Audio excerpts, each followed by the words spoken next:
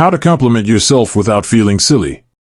Have you ever stood in front of the mirror and tried to say something kind to yourself, only to feel completely ridiculous? Maybe you muttered, "You are doing great," and then laughed it off, thinking, "Well, that sounded silly." Or worse, you didn't even try, because something deep down whispered, "You don't deserve to say that." If that sounds familiar, you are not alone. A lot of people, especially those of us who've lived a few good decades, find it easier to lift up others than to be kind to ourselves. Compliments? Sure, we give them freely to our kids, grandkids, even the neighbor who finally painted his fence. But when it comes to turning that kindness inward, something holds us back. And maybe you've heard it growing up too: don't brag. Don't be full of yourself. So, we learn to downplay our wins, stay humble, and brush off any praise like it was a hot potato.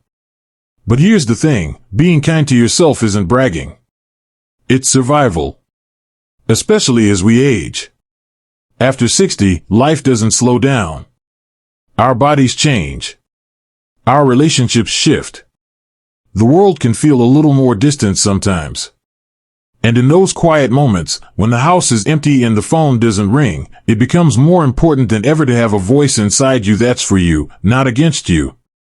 In this video, we're going to talk about how to compliment yourself without feeling foolish. Not cheesy affirmations that feel fake, but real, grounded ways to speak to yourself with the kindness you truly deserve. Because guess what? It's not silly. It's powerful. And it can change how you feel about your day, your body, your purpose, even your past. Let's start with something simple, something most of us overlook: noticing what you've already done. Think about it. You've made it through 6, 7, maybe even 8 decades of life. That's not just time. That's experience. That's wisdom. That's resilience. You've survived losses, heartbreaks, changing careers, raising families, saying goodbye to loved ones, learning new technologies, even living through a global pandemic. If you were your own friend, and you told them your life story, would you shrug and say, "Meh, it's nothing"? Or would you look them in the eye and say, "You've come a long way. You're stronger than you think"? So why not say that to yourself? You don't need to shout it. Just start small. When you get out of bed in the morning, take a deep breath and whisper, "You're still here. You're doing better than you know." It may feel odd at first. Like wearing a new pair of shoes that aren't broken in yet. But give it time. It gets easier. And slowly, it stops feeling like a script and starts feeling like truth. Another way to ease into complimenting yourself is by shifting how you talk about your small wins. Let's say you walked around the block today. Or you made a healthy meal. Or you called a friend you've been meaning to catch up with. Don't dismiss it. Instead of saying, "Well, that's just what I should be doing anyway," try saying, "That took effort, and I did it." That's not pride. That's honesty. We're so quick to criticize ourselves when we forget something, or when our knees ache, or when we don't move as fast as we used to. But we rarely pause to notice when we do something well. That imbalance wears us down. It chips away at our confidence. And over time, we start believing we're not doing enough, not being enough. Here's a simple trick that helps. Imagine you're talking to a younger version of yourself.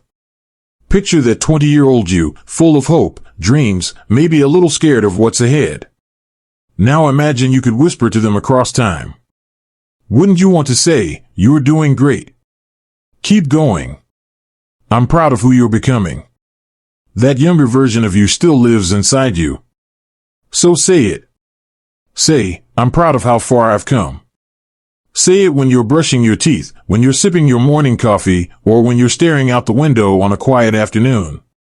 Let your words be gentle. Let them be enough. Still feeling a bit uncomfortable? Then let's take a detour through gratitude. Because sometimes, when it's hard to compliment yourself directly, it's easier to start with thankfulness. Try saying this: "Thank you, body, for getting me through another day. Thank you, heart, for continuing to feel, even after all these years. Thank you, mind, for remembering the important things, and for letting go of the rest." Gratitude opens the door to kindness. And kindness leads to compliments that feel sincere, not silly. And remember, no one else has to hear it. These words are for you. They're like water for your soul. Quiet. Steady. Life-giving. The truth is, there's no right or wrong way to start. You don't need to stand in front of a mirror like they do in movies and chant affirmations until the sun comes up. Just talk to yourself the way you'd talk to someone you love. Softly. Patiently. With a little humor, maybe. Even something as simple as, "Hey, you handled that well today," can carry more weight than you realize. And the more you do it, the more natural it feels. Like tuning an old radio, and slowly, the static clears, and your own voice comes through. Now, once you begin to hear your own voice more clearly, once that static starts to fade, you might notice something unexpected: resistance. A quiet pushback that says, "Who do you think you are?" Or, "You don't really believe that, do you?" That's okay. That voice isn't the enemy. It's just old wiring. Leftovers from years of brushing off praise, swallowing emotions, and being taught that humility meant silence. But there's a difference between being humble and being hard on yourself. And learning to compliment yourself isn't about turning into someone you're not. It's about turning toward the person you've always been. One powerful way to keep going, especially when that old resistance creeps in, is to focus on specifics. Vague compliments like "I'm a good person" might not land if you don't feel it in your bones. But specifics, those speak louder. Try this. Think of something you did in the last week that took effort. It doesn't have to be grand. Maybe you helped someone carry groceries. Maybe you took care of a doctor's appointment you've been putting off. Maybe you stayed patient when your grandkid tried to explain Snapchat for the third time. Now say to yourself, "That was kind of me." Or, "That showed strength." Or even just, "That mattered." You'd be surprised how good that feels when it's anchored in truth. You're not puffing yourself up. You're simply acknowledging reality. You are kind. You are strong. And you do matter. Some days, it helps to look outside of yourself to see your own value more clearly. Think about someone who loves you, your partner, your child, a close friend. If they were asked to describe you, what would they say? They'd probably talk about your laugh, your stories, the way you always remember birthdays or check in when someone's sick. Maybe they'd mention your cooking, your listening ear, the strength you showed when things got hard. Let their words be your mirror. Borrow their voice until you find your own. Still not convinced? Here's something to try that I call pocket compliments. These are little phrases you can carry with you throughout the day, quiet reminders that build you up, moment by moment. For example, when you're tying your shoes, tell yourself, "You're taking care of yourself." That's worth something. When you remember something without writing it down, sharp as ever. When you take a breath instead of reacting out of frustration, that was wise. They don't have to be long. They don't even have to be said out loud. But the more you use them, the more you will start to believe them. Not because they're magic words, but because they reflect what's already true. Another simple trick? Talk to yourself the way you'd talk to your best friend on a tough day. If your friend said, "I feel like I'm not useful anymore," would you shrug and say, "Yeah, probably not"? Of course not. You'd remind them of all the ways they still matter. The advice they give, the strength they show, the love they offer just by being present. So why not offer yourself the same grace? You might even try writing it down.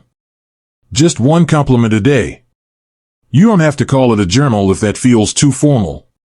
Just a note, a reminder, a whispered truth. Today, I stayed calm when things got frustrating. Today, I was brave enough to ask for help. Today, I looked in the mirror and smiled, even just for a second. With time, those notes become a trail, breadcrumbs that lead you back to yourself when the fog sets in. And here's something else: don't wait for perfect days to offer yourself kindness. Compliments matter most on the hard days. When your body aches, when the house feels quiet, when your energy is low, that's when your voice of compassion is needed the most. So on those days, say this: I'm still here. I'm doing what I can. And that's enough. It doesn't have to be fancy. It just has to be honest. There's a kind of healing that happens when we stop waiting for the world to notice us and start noticing ourselves. When we stop measuring our worth by how productive we are and start honoring the quiet courage it takes just to keep showing up. You are not silly for complimenting yourself. You are practicing self-respect. You are feeding your spirit in a world that often forgets to say thank you to people like you, the caretakers, the quiet warriors, the ones who made sure everyone else was okay before thinking of themselves. Well, now it's your turn. Let that compliment land. Let it sit. Let it echo in the spaces that used to hold self-doubt. You've earned it. And once you've let that compliment land, even if just for a second, you'll notice something else starting to shift. Not just how you speak to yourself, but how you feel about yourself. You'll catch glimpses of a person you may have forgotten to notice for a while. A person who's still learning. Still showing up. Still worthy of being seen, even on the quietest days. One of the most powerful compliments you can give yourself isn't about looks or achievements, it's about effort. About intention. It sounds something like, I'm proud of myself for trying. Trying to stay healthy. Trying to stay connected. Trying to stay hopeful. Because when you're kind to yourself, you refill your tank. You don't run on fumes. You have more to offer others, your family, your community, your passions, because you're not constantly drained by self-criticism. And here's a beautiful bonus that comes with age: you have so many moments to look back on. So many younger versions of yourself you can speak to now with the clarity and compassion you've earned. Maybe you think of the version of you who stayed up all night with a sick child. Or who worked 2 jobs just to keep the lights on. Or who kept smiling at family dinners even after heartbreak. That person didn't hear enough kind words. So why not give them one now? Say it. You are doing your best. I see you now. And I'm proud of who you became. There's something deeply healing in that, because self-compliments aren't just about now. They're a way to rewrite the parts of our story where we were too busy surviving to stop and feel proud. And if you ever feel too old to start this kind of inner kindness, remember this: the time to start being good to yourself is always now. Not when you're thinner, stronger, or more accomplished. Not when everyone else is okay. But now. Exactly as you are. Wrinkles and all. You've earned the right to speak to yourself like someone you love. You've earned the right to rest. To celebrate. To say, that was brave of me. Even when no one else sees it. Especially when no one else sees it. And if you ever feel a little silly talking to yourself with kindness, just smile. Because silly is not the worst thing to be. Cold is. Cruel is. But silly? Silly means you're still playful. Still open. Still alive enough to try something new. So, go ahead. Compliment yourself when you get something right. When you try something hard. When you laugh at your own joke. When you don't give up. And even when you do fall short, especially then, say something kind. You're learning. That's all that matters. Because this is what it means to age with grace. Not just with dignity on the outside, but with gentleness on the inside. It means becoming your own encourager. Your own friend. Your own home. Now, if this video has touched something in you, if it's reminded you that you deserve to be spoken to with kindness, I want to invite you to take one simple step. Write one compliment to yourself in the comments below. Just one. It doesn't have to be big. Maybe it's "I got through today." Or "I'm stronger than I give myself credit for." Or "I'm learning to like who I see in the mirror." Whatever it is, say it. Type it. Claim it. And if you see someone else's comment that speaks to you, let them know. Let's create a space here where kindness is the default. Where encouragement flows both ways. Where people over 60 don't feel forgotten, but seen, heard, and celebrated. And if this video made you smile, or pause, or breathe a little deeper, go ahead and give it a thumbs up. Hit that subscribe button so we can keep sharing these conversations together. Because this isn't just a video. It's a reminder. You matter. Your voice matters. And it's never too late to speak kindly to the person you've been with the longest, yourself. Here's to living with warmth, with courage, and with a little softness in your own direction. You're doing better than you think. And I'm so glad you're here.